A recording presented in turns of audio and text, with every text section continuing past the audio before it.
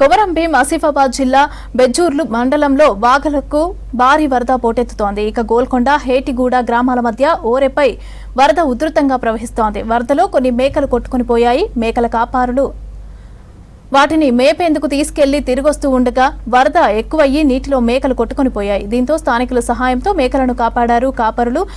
హేటిగూడ వైపు చిక్కుకున్న మేకలను క్షేమంగా ఒడ్డుకు చేర్చారు.